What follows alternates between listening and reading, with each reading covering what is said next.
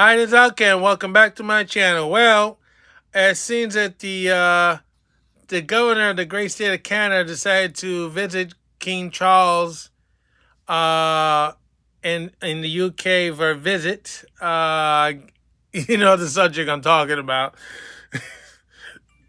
Based on that joke, and you know what I'm talking about. So, this is from CBS News. Trudeau meets with King Charles with Trump's threat to annex Canada on the agenda.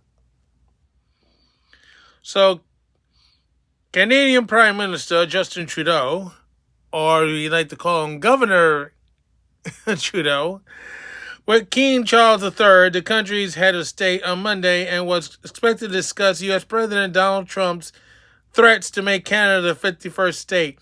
Trudeau received a warm welcome as the two met for a private audience at the monarchy's country residence, Sandringham, but officials did not provide details of the talks. The king came under criticism in Canada for being silent about Trump's threat to annex Canada. Trudeau said in London on Sunday he would discuss matters with the importance to Canadians with Charles, and said, "Nothing seems more important to Canadians right now than to stand up to our sovereignty and our independence as a nation. Charles is the head of state in Canada, which is a member of the British Commonwealth of former colonies. Overall, the anti-royalty movement in Canada is small, but the silence of the monarchy on Mr. Trump's threat has sparked talk in recent days." Former Alberta Prime Minister Jason Kennedy says, "But Canadians are disappointed that King Charles has not commented on the threats or comment on the threats. He can only act on the advice of Canada's Prime Minister or the Governor of the great state of Canada." Wherever the joke takes you, you know. The Governor of Canada, or the government of Canada, should ask the head of state to underscore Canadian sovereignty. Kennedy's post on X. The king, who had met on Sunday with Ukraine President Zelensky, I'm not even going to try to pronounce his first name, and invited Mr. Trump to come to Scotland for a state visit. Though Canadians are somewhat indifferent to the monarchy, many have great affection for the late Queen Elizabeth, whose silhouette marks their coins. She was the head of state for 45% of Canada's existence and visited the country 22 times as a monarch. Visited by Charles over the years have attracted spur crowds.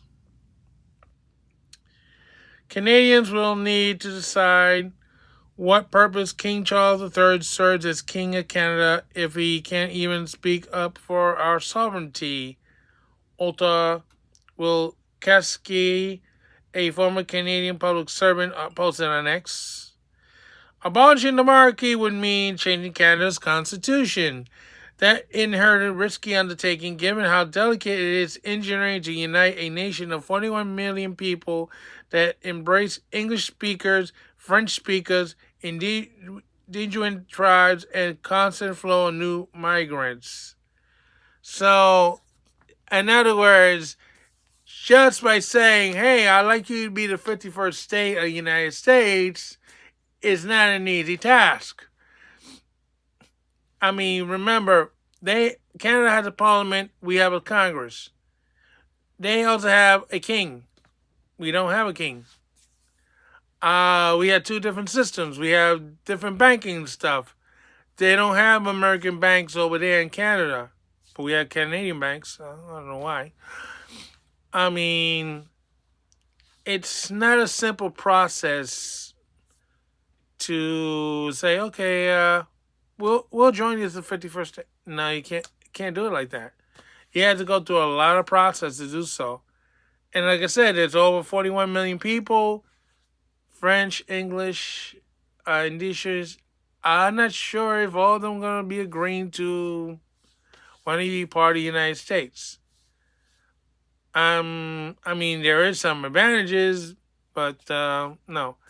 I mean, the best you could do, you could be the Commonwealth of the United States, you'd be independent, and like Puerto Rico, you could vote in elections and stuff. But Yeah, because I don't see. I don't see Canada getting rid of its parliament. I mean, that's like a tradition for them, and to change it over to have a like a Congress or something, or state and assembly or whatever it is. No. Oh, it'll be very complicated. It's like you have all these regions in Canada. They had their own thing going, and I don't know how that would really work out because it would be a lot of work to do that. I'm sure that in the end, Trump is just gonna find an easy solution, and it'll be easier for both Canada and U.S. We have a large border. We make easy on trade and so on. I don't know. I just don't really see Canada being the 51st state. They've been trying to get Puerto Rico to be a state. They're trying to get Washington D.C. to be a state, and then you have other parts of the countries that wanted to leave certain states and become their own state. So it's a crowded field who wants to be the 51st state. So it's not just Canada.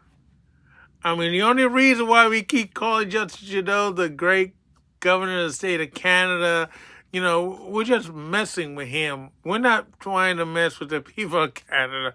It's just him. It's him. Because I swear, you should have voted for Justin Bieber as prime minister. You wouldn't be having these problems right now. Yes. He's a far better man than Justin Trudeau will ever be. Yes, he has his flaws, but then Justin Trudeau's flaws are even worse. It's like Gene Hackman once said in one of the Superman movies, we all have our faults. Mine is in California. Or the late...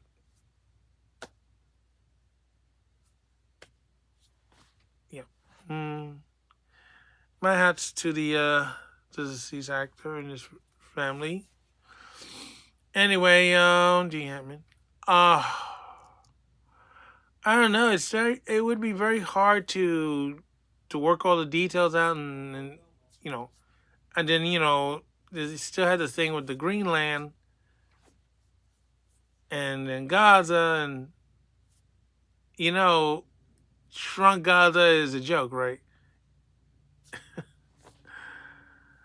I know a lot of people don't see it that way, but